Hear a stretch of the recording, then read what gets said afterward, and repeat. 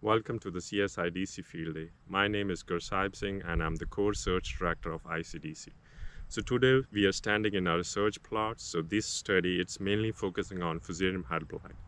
And we're covering all the cereals. We have the winter cereals and the spring cereals. For winter cereals, we included winter wheat. And for the spring cereals, we have durum, bread wheat, and barley. So it's a Fusarium head blight study. So just to start with the symptoms, for the symptoms, for the typical symptoms, you would see the white heads in the field or the bleached heads in the field. So the disease, it starts from a single spikelet. You would see a single spikelet which is bleached, and over time, or if the weather is conducive and if you are in a disease pressure, the fungus can colonize the entire head, and you will see the whole spikelet turn out to be a white head or a bleached head. So the white heads, they are often, you can point them standing far from the field. They would stand odd in between the green heads. So that was a bit of a symptom or symptomology about the disease. And how about the information we already have on the fungicide application timing?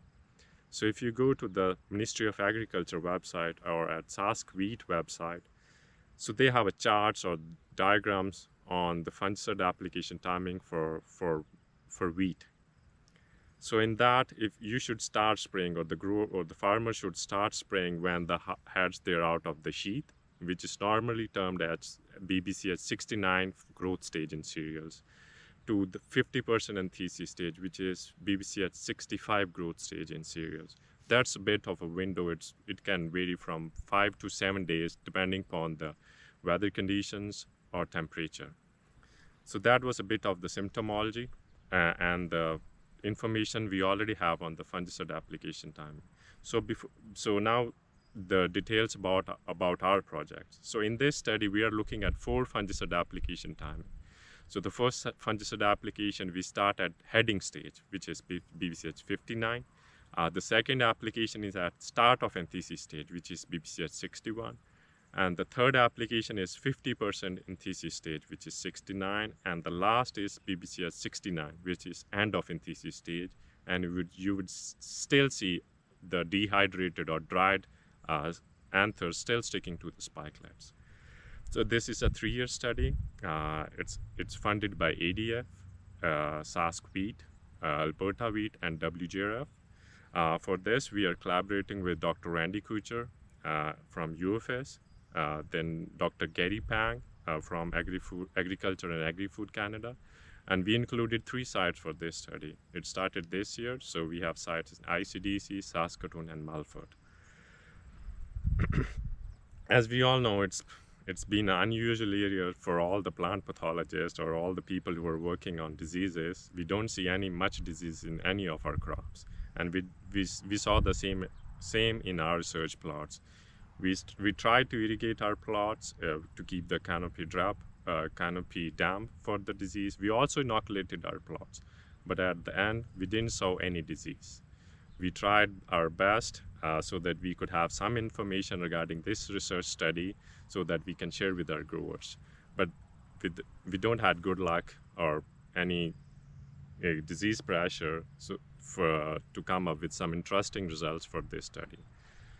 But still, we have some interesting results from our study, which we did previously when I was working on my PhD. So that study was a similar study, but it was mainly focused on durum. It had the same 4 treatments, which we included on our present study, but it had 2 additional treatments, which were, we sprayed our plots late in the growing season at early milk stage, which is like 20 days after anthesis. Then we also we had a treatment in which we included double fungicide application treatment. So we sprayed our plot twice. We sprayed at the start of anthesis, which is BBC at 61 growth state, and then we sprayed again at early milk stage. So we had some interesting results from this study, and what we found that all the anthesis application, starting from 61, start of anthesis, 65, 50% thesis, and 69, end of anthesis, they all had a good control over the disease. The grain and the harvest grain had lower mycotoxin, and there was a yield increase with these fungicide application treatment. Our heading stage application, BBC at 69, and late growth stage application at early milk stage had disease level and mycotoxin level similar to our unsprayed check plots. So we didn't saw any advantage of spraying early or spraying late. So coming to the results for the double fungicide application treatment. So what we found was a single fungicide application treatment at 65% or BBC at 65 growth stage or 50% in thesis was as good as the double fungicide application treatment.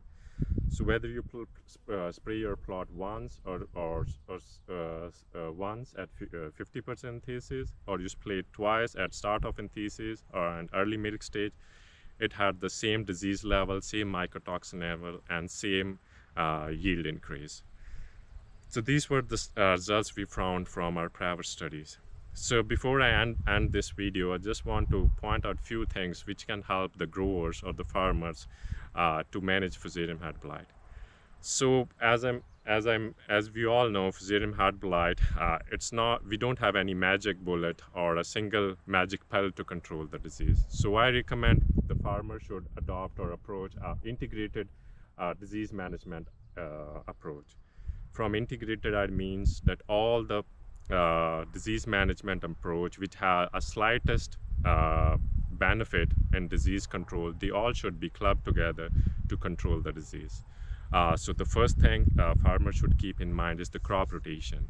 3 or 4 year of crop rotation, excluding cereals in the rotation, should be good for the disease management. Second is you should know your field history. From field history, I recommend go out and scout your field in mid-August on when the crop is maturing. If you see the bleached heads in your plot, for sure you had the disease. The other things the growers can track is when you deliver your grains, so you get your FTK number on the grains. If you have a high FTK number on your grains, that means you had a disease this year, and you should look for appropriate control management strategies for the next year. The second thing is always choose the variety which has a best resistance level for Fusarium head blight. I know we don't have much resistant sources in durum or barley, but we have some resistant varieties for bread wheat. So go for the resistant varieties in the crops in which they are available. The third thing is look for the weather condition around anthesis. So if it's overcast during anthesis, temperature is around 25 degrees Celsius, and you have a damp canopy of the crop, that means you had some precipitation or rainfall events in the previous days. So if the canopy is damp, I recommend go for the fungicide application. And the third thing is for fungicide application, the right target of the growth stages.